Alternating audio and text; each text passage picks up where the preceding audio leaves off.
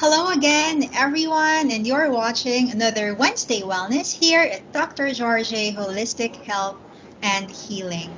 And my name is Kai. I'm one of the members of the Team Love God. With me, you'll hear later on from Ayn, and of course, in our introduction part, you'll also see Dr. George himself. Well, we're all doing this virtually. We're in different locations right now. And actually, later on, we'll be sharing a lot of information about where we are. Ayn and I are currently here in the Philippines. So, here at Dr. George Holistic Health and Healing, we lead with love as the power of love is God. And our vision is to build a healthy, vibrant, and resilient nation. And of course, our mission is to empower ourselves with the optimal health of our mind, body, and spirit through the greater model of healthcare, 5 pillars of wellness. And to know more about that, I hope that you will visit our website, drgeorge.com. And of course, our values are humility, love, and forgiveness. So today we will be sharing information, some facts, and trivia about our country, the Philippines. And as always, we start our recording or our discussion with scripture reading, followed by an icebreaker, and then the main topic or our topic discussion. Then before we proceed, let me just share this quote from Oglala Lakota Holy Man. He says, "Every step you take should be a prayer. And if every step you take is a prayer, then you'll always be walking in a sacred manner." With that, let me call Dr. George A. Saramigo, who's an osteopathic family physician, an ambassador for Christ, and an active veteran, to lead us with a prayer. Well, thank you, Kai and Ein. It's good to be back. As they say, good to be back in the saddle. A few weeks off on vacation and doing some other work. And it's always good to connect with our team as we bring these Wednesday Wellness together. So we always start our meetings with prayer, and we start all our presentations with prayer. Out of Jeremiah 29:11, one of my favorites. "For I know the plans I have for you, declares the Lord, plans for welfare and not for evil, to give you a future and a hope." It always reminds me the best is yet to come, right? That's our Jesus. And Grandpa, I missed Grandpa here the last few weeks, and Grandpa tells his grandson getting to know the Lord Jesus Christ is the meaning of life. And it's never too late, folks. We're one step away from getting on that sacred path if we're not on that path already. And we're all called to help each other on that path to salvation. That's the greatest gift. That we take to heaven and be very proud of, to help one another on that sacred journey. So our kind and talented teammate Ein is going to take us through the icebreaker. Thank you, Kai and Dr. George. Today's icebreaker question of the day is, if you are given a chance to live in other countries, where would you live? All right, thank you for that, Ayn. And well, it's always been a dream to visit some countries in Europe. And if given a chance to live there, perhaps it's maybe in Switzerland, or other neighboring countries. That's why I really want to visit and travel there. And if given a chance to live there, why not? How about you guys? Well, you know what? Dreams do come true, Kai. And for me, yeah, I'm a traveler. I love to travel, see new cultures, countries, people, and I love the people of Guatemala. They're God-filled and love learning a new language, and I would live in the Philippines. I love the warmer weather and that kind of a climate, and I don't know if I would want to be in a big city, maybe outside, in the suburbia area. But I think either one of those I'd really enjoy and having a chance to live there. How about you, Ein? Oh, surprising. We have the same country in mind, Kai. So yeah, it's been my dream to, visit Amsterdam, and so I would like to go bike there and enjoy the sceneries and take a lot of photos and dress up for the weather. You would have Yeah, to extra buy a coat Instagram. for sure. Yes. Yeah. Well, wonderful, Okay. ladies. And those dreams certainly can come true. So we'd love to hear from you folks and let us know what's on your bucket list as well as I'm going to take us through those beautiful gratitude affirmations. Yes. Let me guide you through our short I am statements for the day. So if you can take a deep breath, close your eyes, and with all the conviction and drive in your life, repeat after me. So, I am so happy and grateful for the life I have. I am so grateful for this loving, beautiful, healthy body I have that continues to get stronger every day. I am beyond blessed that I woke up today. Many did not have this privilege. I am so grateful for the work I do now, for many are jobless. I am so thankful that God is working for my greater good. I am so grateful for all the people that I have in my life. And then we end it with thank you for giving me another chance to make my life better today. Wow, just if we did that every day, folks, I think we would start certainly with our glass half full, and with our prayer and reflection and that positive energy, there's nothing stopping us, getting back to Jeremiah. God wants us to have a beautiful future, a full and abundant life. And it's there if we want it. Claim it. I am. You going to claim it, Kai? Of course, always. Ein? Definitely. There we go. We're claiming it, folks. We want you to claim it as well. And so we want to give a salute, a shout out to our active duty veterans and all military folks, and certainly prayers for those in Afghanistan as what they're going through now, in Haiti with the earthquake, and the world, Lord.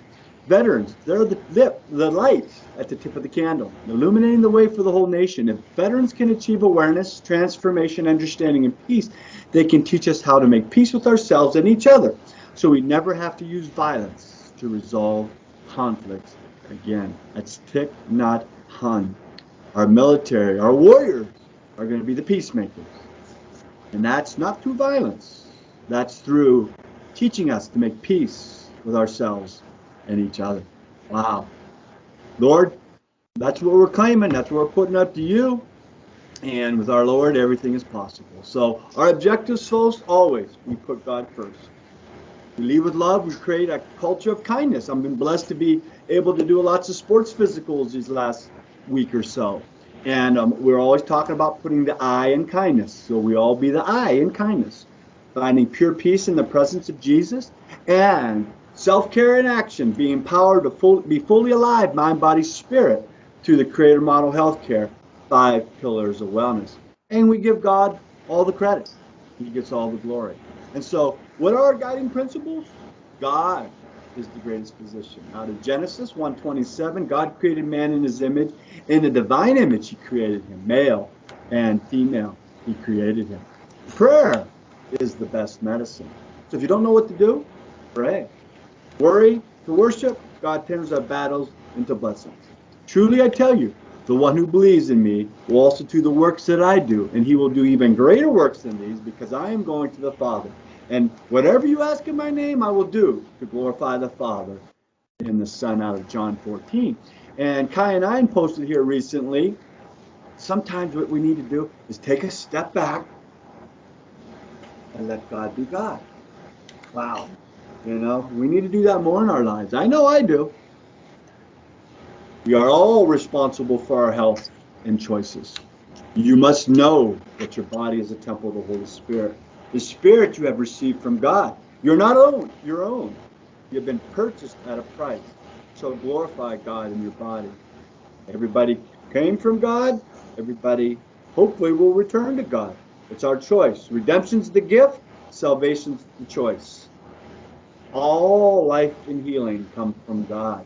For I am the Lord who heals you. And so I'm so excited, empowering my team to talk to us about the beautiful Republic of the Philippines. And so this is where I get to sit back and just allow the Holy Spirit to work through them, their thoughts, their words, their action, as they give you a beautiful discussion, facts, and trivia on the beautiful country of the Philippines. So here we go, folks. All right, thank you, Dr. George, and I hope that we did our homework, right? So, well then, said we are very excited to share with you our country, the Republic of the Philippines, and this is we're grateful for this opportunity now to use this platform to share our beloved country. So, well, let's talk about or let's proceed with our topic, Republic of the Philippines. It is located in the Pacific Ocean near the equator, and I hope with that you should have an idea of the climate that we have here. So, climate here in the Philippines is tropical and maritime, and it says or characterized by relatively high temperature, high humidity, and abundant rainfall. And they said that in many respects, it is similar to the climate of the countries of Central America. So just to share with you, the coldest or the lowest official temperature ever recorded here in the Philippines was on January of 1961 in Baguio City. That's located on the northern part of the Philippines, and it's around 43.34 degrees Fahrenheit. But there's still a lot of mountains higher than the Baguio City. And it's reported that it even fell to a wintry 0 degrees Celsius in February 15 of 2017. And of course, most of the time our weather is hot here. So the hottest temperature ever recorded is in Tuguegarao, Cagayan, 1912 and 1969. So that's around 107.96 degrees Fahrenheit. So our country, Republic of the Philippines, consists of around 7,640 islands. Some says it's 7,641. Actually, this no changes happen simply because of the either if it is a high tide or a low tide. So about 2,000 of these islands are inhabited, and all of these form an archipelago. And as you can see from your screen, it's divided into three main areas or three main group of islands, namely Luzon, which is located in the northern part of the country, and it is also where Metro Manila is located. We live in Metro Manila. And then next is Visayas, that's the middle part. And then last is Mindanao, the southern part and the second largest island here in the Philippines. Right, so let me just share a brief or a quick historical timeline of our country. And I find this, this is interesting. And just a disclaimer, I'm not a historian. So if there are information that is not correct or seems need clarification, just feel free to send us a message and we'll do more and more research about that. But I hope that you'll appreciate, our history. So for starting 40,000 BC, migrants from the Asian mainland crossed the land bridge and settled here in the archipelago. 900 AD, over the next 300 years, the Chinese developed coastal commercial sites because China is one of our neighboring countries. So there's really a lot of trading going on. So late 14th century, from Indonesia and Malaya or Malaysia, also neighboring countries here in Asia, Muslim clergy began to bring Islam here in the Philippines. Now, moving forward, 1521, the country was discovered by a Portuguese navigator named Ferdinand Magellan while he was in his Spanish service. So actually, the main intention of their expedition is to reach the rich spice islands of Indonesia. But then, earlier in the month, his ships had dropped anchor on the Philippine islands of Cebu. And then, Ferdinand Magellan met with the local chief of Cebu, who, after converting to Christianity, he persuaded the Europeans to ally with him or to assist him in conquering a rival tribe, which is in the neighboring island of Mactan. So all of these are in the Visayas part, the middle part of the Philippines. So in the subsequent fighting, Magellan was hit by a poisoned arrow, and he was left to die by his retreating comrades.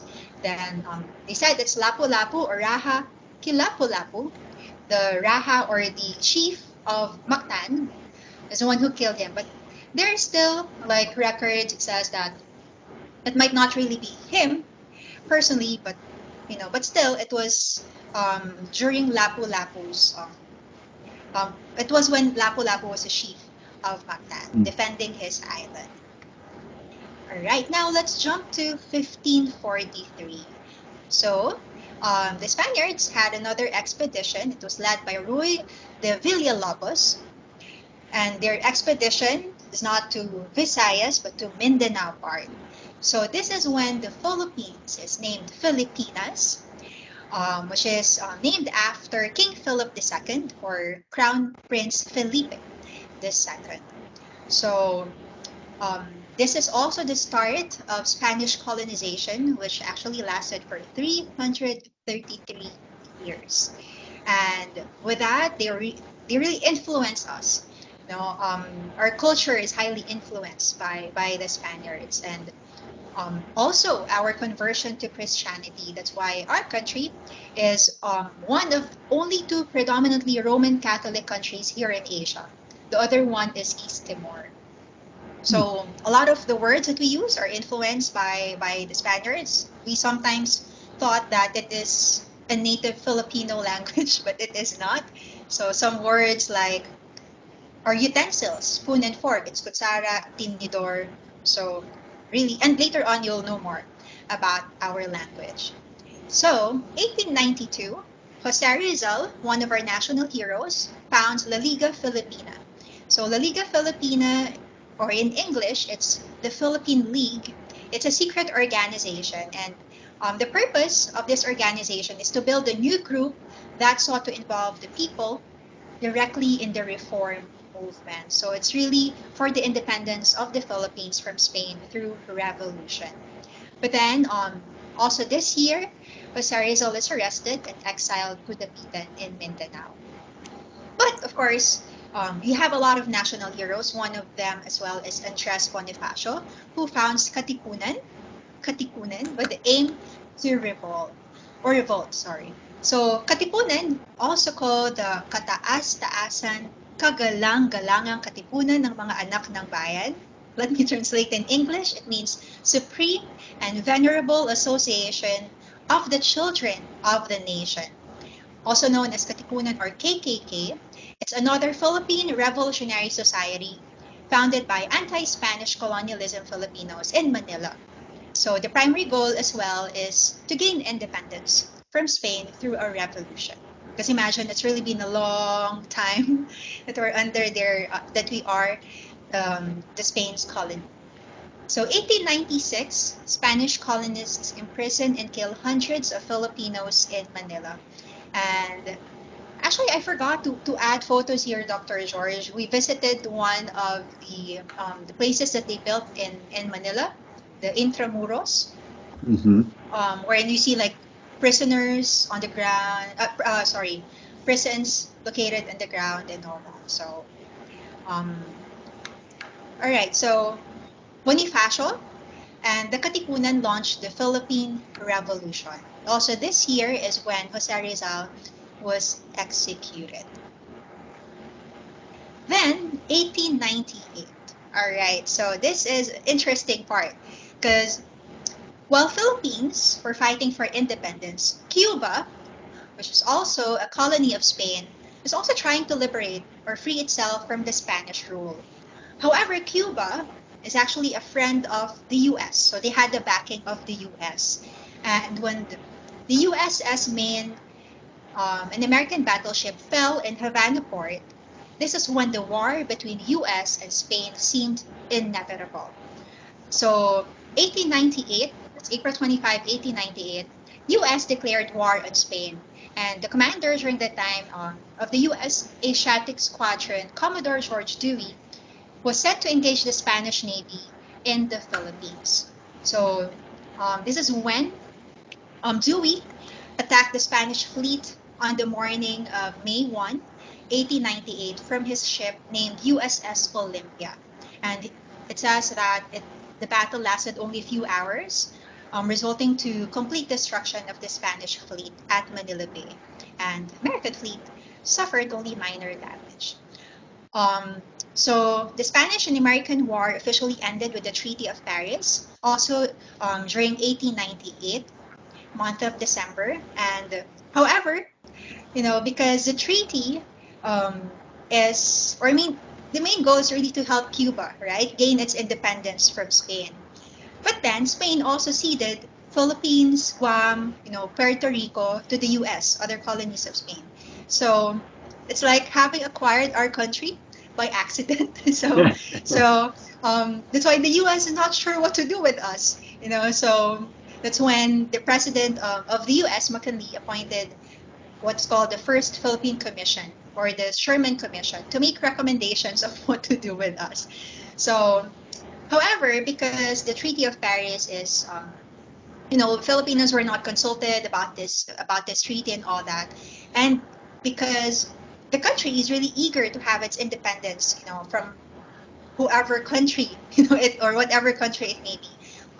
Philippine War of Independence started 1899, and it lasted for 2 years. So it says that the US needed 126,000 soldiers to subdue our country, and it took around more than 4,000 lives of Americans and 16,000 lives of Filipinos during this war. So jumping to 1935, this is when the Commonwealth of the Philippines was established by the US government, and with a view of granting us Filipinos independence within 10 years. And, because of this, like 333 years under Spanish, and then under US tutelage for further 48 years, our country has many cultural affinities, with the West. And as I said earlier, about our religion, and also we are the second most populous Asian country with English as our official language. Now, let's jump to 1941. All right, so imagine we're just, enjoying our Commonwealth, our independence, but then December 8, 1941, 10 hours after the attack on Pearl Harbor, the Japanese military also invaded our country, the Philippines. And the initial Japanese onslaught basically destroyed American planes, much as it had done at Pearl Harbor. So the American Asiatic fleet in the Philippines evacuated to Java because of the lack of air cover.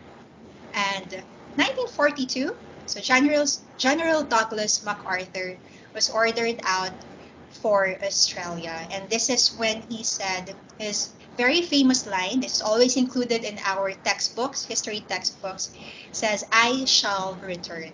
So General Douglas MacArthur was an American general who commanded the Southwest Pacific during the World War II.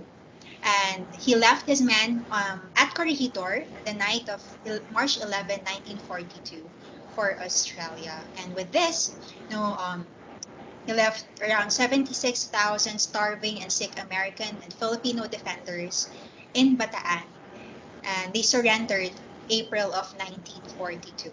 And with that, they were actually forced to endure the infamous Bataan Death March, on which they said it's around 7,000 to 10,000 died or were murdered. So the Bataan Death March, just to share, it is a transfer of the prisoners of war. And there are different reports of how long this march was, but they said it's around 60 and 70 miles long. And during the march itself, it's around from 5,000 to 18,000 Filipino deaths and 500 to around 650 Americans dead.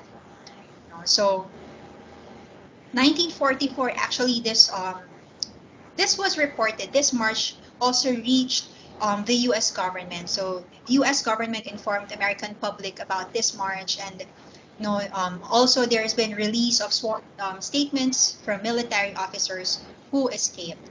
And then shortly after the stories, it was featured in different magazines during that time. And well, let me just share with you Corregidor. Okay, so this island became U.S. military station, and with this, they built really elaborate system of tunnels, and all that. And this is also MacArthur's headquarters, this island. So Dr. George had a chance to visit Corregidor when he went here in the Philippines around, was it 2017, if I'm Correct. not mistaken. Yeah. So you see here in their photos with Dr. George, of course, the ruins of mile-long barracks. And then a lot of batteries, and I was not able to record the names, but there are different names for these batteries. And also the Malinta tunnel. Malinta, which means many leeches. Okay, so that is the name of the mountain where they built this tunnel. That's why it's called the Malinta tunnel. So this served as a supply depot, but then later on, it was equipped as a 1,000-bed hospital during that time. And this is also bomb-proof storage and also personal bunker. But then you see here, there's a part where it's actually bombed, not from the outside, but from the inside. It was when, the attempts of Japanese because, well, they do not want to surrender. They'd rather die. So their attempt of really suicidal attempts. So they bombed from the inside. And here you'll see, in Corregidor Island, you'll also see Filipino Heroes Memorial, Pacific War Memorial, and also the museum, where you will find this very old, with very significant U.S. flag. All right, so that's a quick trip to Corregidor, just for you to have an idea. Good memories. Good memories. Yeah. Dr. George loved the weather. I did. Yes. So let's jump to 1942 to 1944. So, while the Japanese are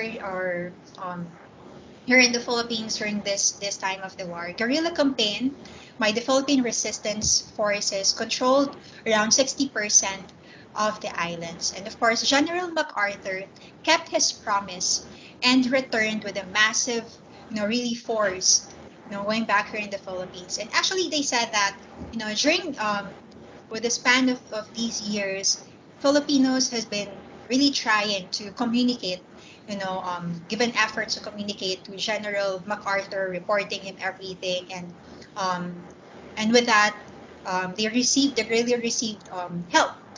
For example, with radios, with guns, with gunpowders, everything that they need as a preparation. So he supplied, and also, before he returned, it was said that General MacArthur is already well supplied with information to the point that he knows when the Japanese generals ate their breakfast, or where did they go to cut their hair, information like that. So he returned with a massive amphibious force on the island of Leyte in October of 1944, and it was accompanied by 700 vessels and 174,000 men. So through December 1944, the islands of Leyte and Mindoro were cleared of Japanese soldiers. And during this campaign, the Imperial Japanese Army conducted their suicidal defense of the island. And actually, over the next 4 months, U.S. forces, with the help of Filipino guerrillas, allies with the Filipinos, routed the Japanese army. And this is also when the Battle of Leyte Gulf happened. They said that it's considered to have been the largest naval battle of World War II. And also, They said that it's possibly the largest naval battle in history with over 200,000 naval personnel involved. All right, so going to 1945, Allies recapture Manila, which is subject to intense bombardment. And as you see here, this is Manila, and really much of the city has been destroyed. During the Japanese occupation period, they said it's around 500,000 Filipinos died. And 1946, July 4, 1946, finally, after the war, the US restored the pre-war Commonwealth government of our country and had transformed from a Commonwealth finally to an independent republic. Hence, we are then called the Republic of the Philippines.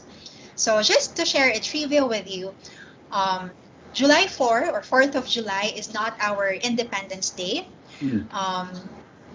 It's actually still, we celebrate it as June 12, because June 12 of 1898 was when the Philippine Declaration of Independence from Spain was declared and our Philippine flag was officially unfurled by General Emilio Aguinaldo. So July 4 is celebrated as Philippine-American Friendship Day. All right, so that's a brief history of our country, of the Philippines. I hope that you learned a lot. And now let's proceed with the national symbols of the Philippines. So first is the national anthem, or Lupang Hinirang. In English, it's called the Chosen Land. And let me just play our national anthem together with lyrics in English.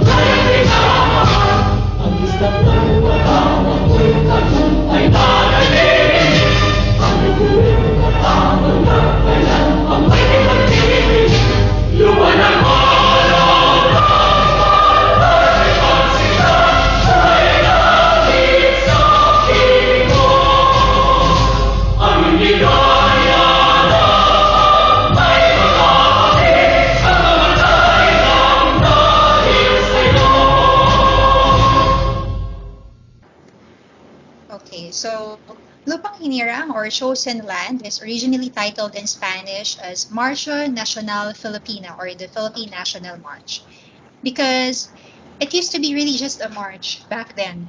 The same with the march that they have in the Spain.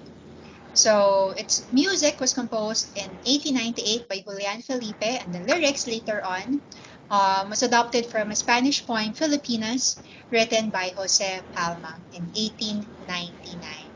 And actually, when we do our national anthem, it's like your right hand should be on the top of your chest or your heart. So that's how we do it. So let me share our national flag. It's, as you can see here in the picture, it's horizontal bicolor flag with equal bands of royal blue and crimson red, and white equilateral triangle at the points. So at the middle, you will see a sun, a golden yellow sun with 8 primary rays. So all of these rays represent different provinces which had significant early involvement in the Philippine Revolution during the colonization of the Spaniards. And the 3 stars, golden yellow stars, represent our 3 main islands, the Luzon, Visayas, and Mindanao. And the triangle of the flag represents liberty, equality, and fraternity. So let me also just share with you like a unique feature of this flag.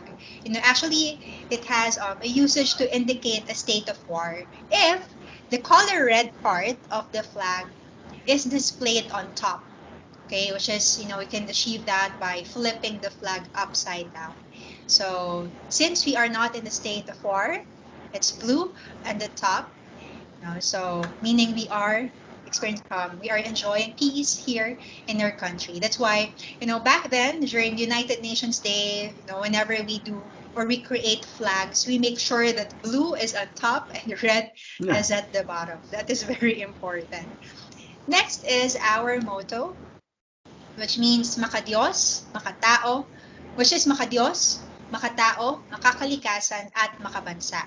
It emphasizes the values Filipinos are taught to have. So makadiyos, Dios means God, so it's focused on God. Makatao, tao means man, so it's focused on fellow man. Makakalikasan, or kalikasan is environment. And then bansa, makabansa, bansa means country, so it means focus in the country. Our national language, it's Filipino. So actually, a lot are still confused what our national language is. It used to be Tagalog, but now it's Filipino, because Tagalog is like a dialect, considered just as a dialect of the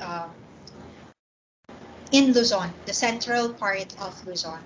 So now it's called Filipino, and it's we Filipinos. The people are called the Filipino, and we speak Filipino. Right? So it has 28 letters, combining 26 letters of the English alphabet.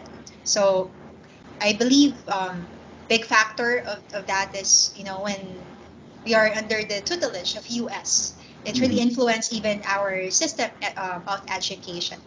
So plus the NG, so NG, or like how you read it in ring, bring, NG is considered as an alphabet in our language. And of course, Enya, which I believe Enya is influence of Spanish. It is, absolutely.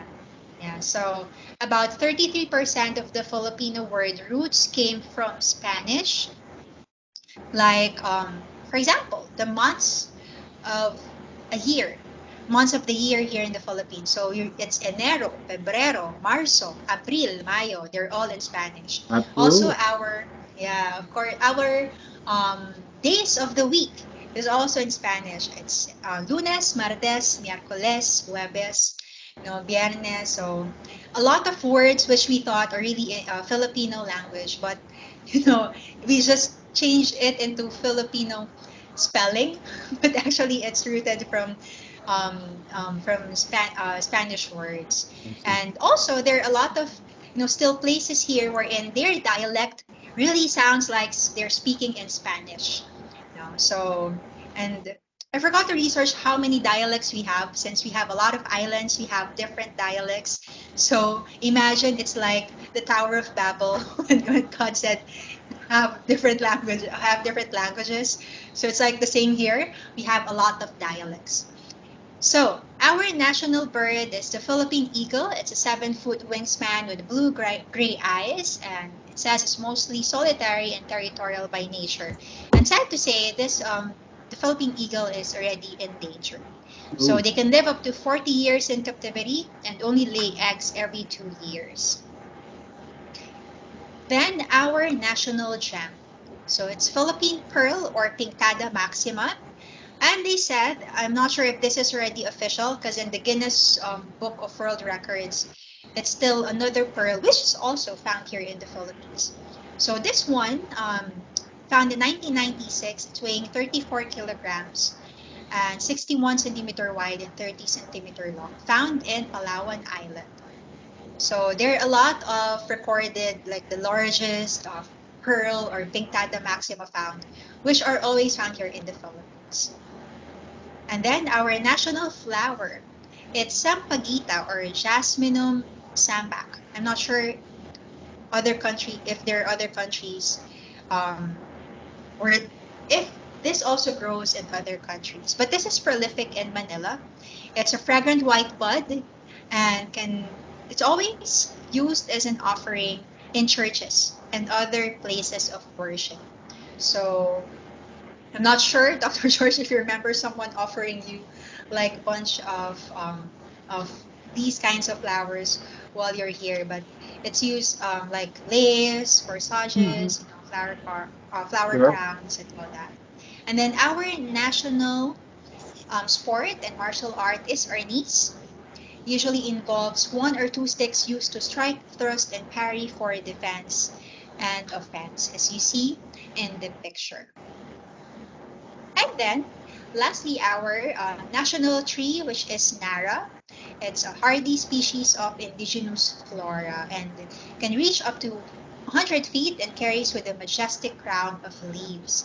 And really, this is used, its bark is used to make really beautiful woodwork projects because of its fragrant odor and it's very durable.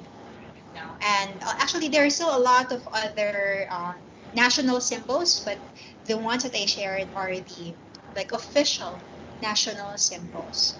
And now, of course, there are really a lot of beautiful places here in the Philippines, and we have a lot of islands, and with that, we have a lot of beaches. So I will share with you, beautiful places or sites here in the Philippines. Nice job, Kai. Appreciate it. It was well done. Thank you. Go line. Yes, great job, Kai. Thank you. So now we move on to the 6 UNESCO World Heritage Sites in the Philippines. So just FYI, so UNESCO means United Nations Educational, Scientific, and Cultural Organization. Mm-hmm. So in our country, there are currently 6 UNESCO World Heritage Sites, and this includes 3 cultural sites and 3 natural sites. As of 2019, there are also 29 sites on the UNESCO World Heritage tentative list in the Philippines. Okay, so moving forward, so in our country, there are currently 6 UNESCO World Heritage Sites in the Philippines. This includes 3 cultural sites and 3 natural sites. As of 2019, there are also 29 sites on the UNESCO World Heritage tentative list in the Philippines. So to start is the Baroque Churches of the Philippines. So these are 4 Baroque churches included in the list, and these churches are the Paway Church in Ilocos Norte, Santa Maria Church in Ilocos Sur, San Agustin Church in Manila, and Miyagao Church in Iloilo. I'm not sure if I read that correctly, the Miyagao Church. Anyway, this collection of churches are Baroque churches and were built during the Spanish era. These churches are considered as national treasures for their historical and cultural importance. So this is the Church of San Agustin. So it is the oldest church in the Philippines and dates back to 1607. But previous Spanish churches have existed on the spot going back to 1571. So this church has survived several major earthquakes in Manila as well as both American and Japanese bombardment in World War II. It features a design derived from the Augustinian churches in Mexico and is located in Intramuros, the southern district of Manila. It's the only church that survived the bombardment during the Second World War. Beautiful church. Let me just share. Actually, I forgot, Dr. George. You went here. We did, yes. I remember it. Yeah. I remember it, yeah. That's good. So this church exhibits its remarkable features such as retablos or altars of high Baroque style and dual buttresses. What makes it heritage site unique is its ceiling paintings. So, ceiling paintings above. So, the next church is the Church of La Nuestra Senora de la Asunción in Santa Maria, Ilocos Sur. So, this church is located atop a hill, served as a citadel once, that showcased how this architectural feature has served several purposes. So, the two huge columns at the facade of the church are among its most distinctive feature. So, the reddish exterior and exposed brickwork define its style. Its key features include an 85-step stairway that leads to a carving of the Virgin Mary atop a tree, and a bell tower which was added in 1810. The power and simplicity of its geometric forms and its location make this UNESCO World Heritage Site, Philippines, an outstanding example of peripheral Baroque architecture.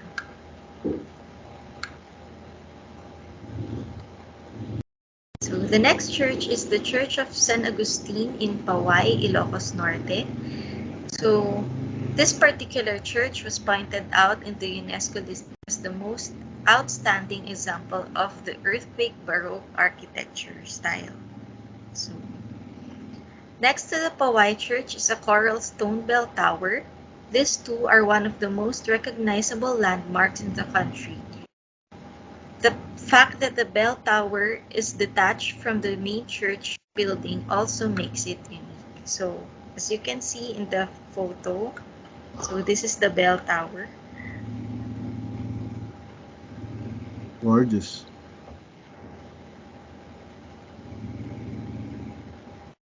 Yes.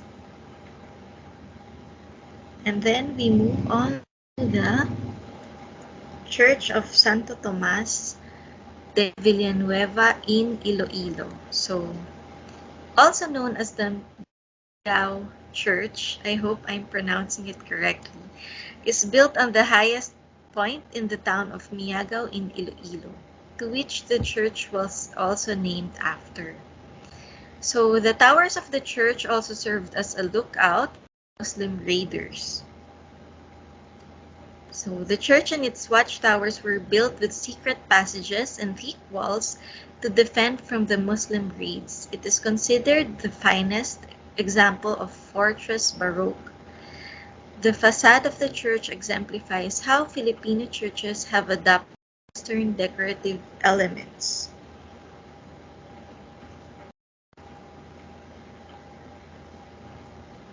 So the church withstood typhoons and earthquakes and was burned twice. First was during the revolution against Spain in 1898, and the second was during the Philippine-American War. Filipino master carvers incised the church's entire surface. So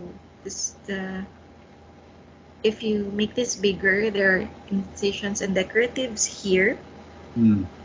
So it is one of the best examples of the fusion of Baroque style embellished with Filipino folk motifs. The next is the historic town of Vigan. So, the town of Vigan, Ilocos Sur, is one of the best preserved colonial towns in Asia. The architecture and planning in town is preserved from the time of the Spanish colonization in the country during the 16th century. Aside from the architecture, the cobblestone streets of Vigan is another example of a colonial influence that remains intact until today. It was designated as a UNESCO World Heritage Site in 1999.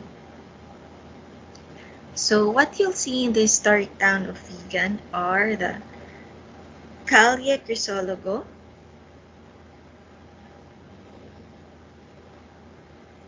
this is the iconic Calle Crisologo. So the Spanish houses erected here by the wealthy families have been so well maintained over the years Tourists can ride a kalesa or simply take a fun walking vegan tour to see the marvelous heritage house.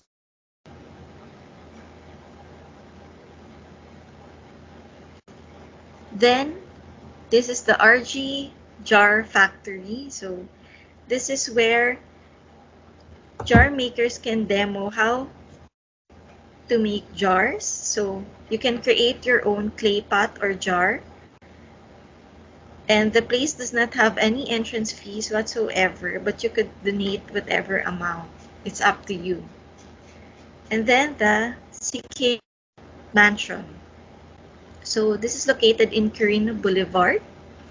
It has been decorated with antique furniture, paintings, and exhibits from the time of President Elpidio Quirino, a native of Vigan. So the stunning house was owned by Quirino's wife, who belonged to the affluent Siquia family. Next is the Plaza Salcedo, which is a great spot for picture taking at day and turns to a stage of dancing lights at night. The water in the fountain are always right on cue and dances to the beat of the music.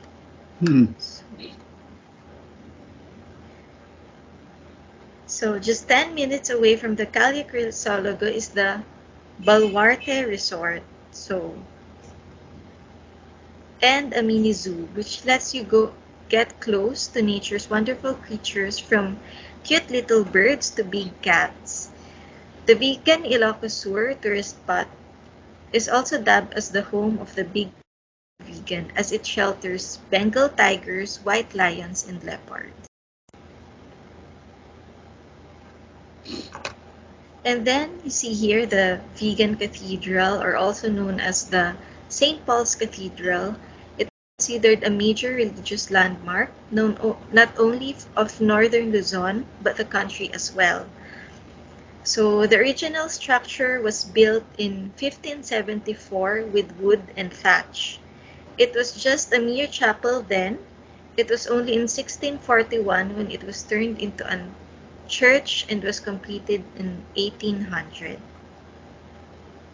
So the cathedral follows Baroque architectural design as well, that has been modified by Ilocanos to strengthen the structure against earthquakes, which is known as Earthquake Baroque.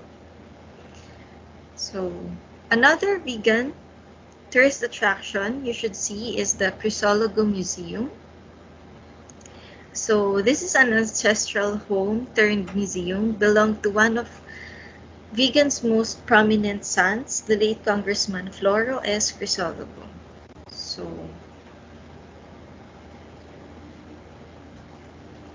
moving forward is we go to the Puerto, Princesa Subterranean River National Park. So the Puerto Princesa Subterranean River National Park was designated as a UNESCO World Heritage in 1999 for its natural importance. It is commonly referred to by tourists as the underground river. So the national park is located within a cave that you must travel by boat. The cave dome measures at about 300 meters in length, wherein it is filled with river channels, rock formations, and a deep water hole. Aside from being recognized as a UNESCO World Heritage Site, it was also named as one of the new 7 Wonders of Nature in 2011.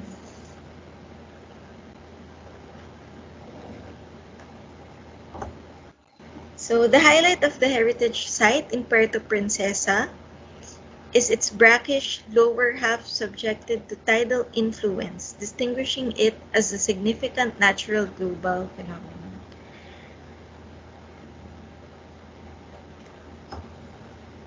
What makes it a UNESCO World Heritage Site in the Philippines is its uniquely and impressively features spectacular limestone karst landscape, pristine natural beauty, and intact old growth forest and distinctive wildlife.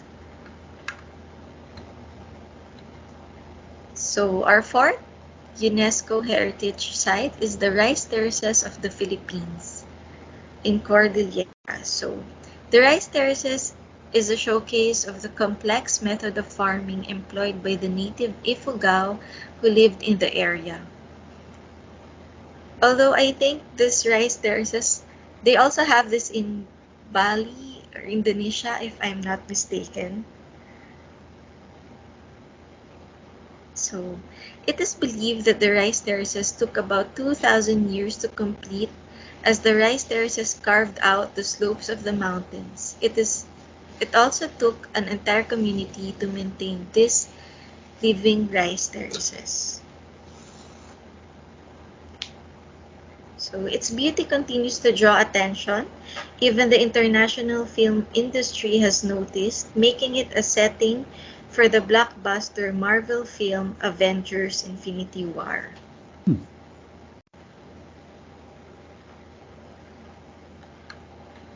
And then we move on to the Tuba-Tahar Reefs Natural Park. So the Tuba-Tahar Reefs Natural Park is located at the heart of the Sulu Sea, which is located near Palawan. The natural park is a protected part of the Philippines, all 97,030 hectares of it. These islands belong to the Tuba-Tahar Reefs Natural Park are uninhabited. So it serves as a nesting site for marine turtles and various species of birds. Meanwhile, it is best known for its pristine coral reef system. Like the Palawan Underground River, it was also recognized as one of the new 7 wonders of nature in the year 2008.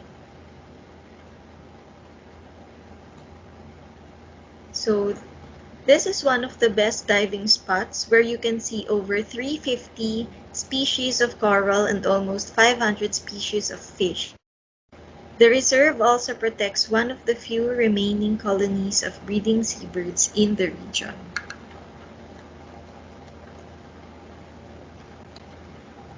And the last is the Mount Hamiguitan Wildlife Sanctuary. So located in eastern Mindanao, Biodiversity Corridor, the Mount Hamiguitan Range Wildlife Sanctuary was enlisted into the UNESCO World Heritage Sites list in 2014. The latest among the sites on this list for its natural importance. It is home to a diverse range of flora and fauna species. There are also several endangered and endemic species found within the sanctuary. So, this mountain in Davao Oriental is home to 1,380 threatened and endemic species of animals and plants. One exciting thing about visiting Mount Hamiguitan Range, Wildlife Sanctuary is the sightings of rare animals such as the Philippine eagle, the flying fox, tarsier, and the civet. It is an important environmental treasure and the only heritage site in the region. And with that, if you have questions, you may send us or comment on our video below. I've got questions. Yes. Wow, wonderful presentation, Kai and Ein. And I guess my question is, have you been to any of those 7 wonders, or the UNESCO? Was it 6 UNESCO World Heritage Sites? Have you been to any of those, ladies? I've been. Oh, go ahead, Ayn. I have been to the Subterranean River National Park. How far is that from Quezon City? Oh, it's very far because from Quezon City I have to take like a plane to go to Palawan. And from Palawan, you have to travel like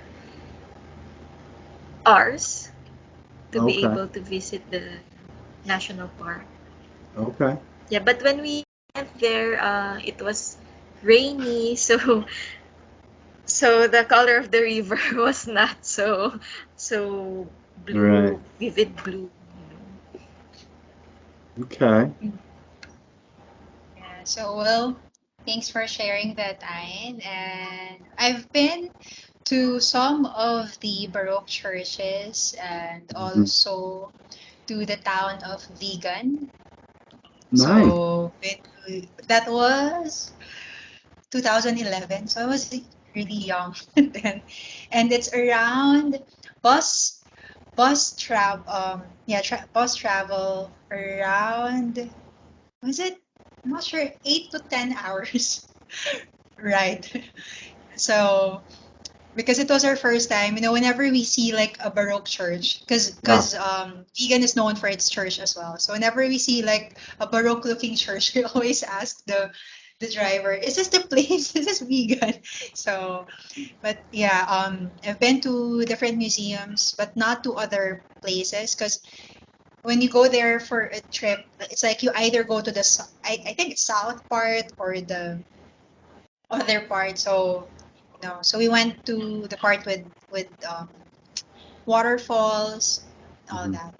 And okay, so well, we hope, Dr. George, that you'll get to visit and see some of these beautiful places, and if not the ones from UNESCO or recognized as UNESCO World Heritage Site, definitely there's still a lot of other beautiful places that you can visit here in the Philippines. And with that, please do follow us in our different social media platforms. You can find us in Facebook, Instagram, Pinterest, and also in YouTube. And please don't forget to follow or join our Creator Model of Healthcare Facebook group. And also for daily devotions, for free handouts, and other resources, very helpful resources, if you want to start your wellness journey, please do visit drgeorge.com. Okay, so thank you so much for the privilege of your time, and it is fun, to share all these information about our country. And thank you for your time, and hope that you enjoyed our discussion. Absolutely, folks. God bless you. What a beautiful country, beautiful people. That's why we work with two, Filipinos. And, just like MacArthur said, right? I shall return. Who else said that? Jesus, right? He said he's coming back. And so it is beautiful time to be alive and to be a witness to our Lord Jesus Christ. So thank you for the privilege of your time. Thank you everyone for the opportunity. Please don't forget to subscribe and like our videos. Yes, thank you. Thanks all. Lead with love.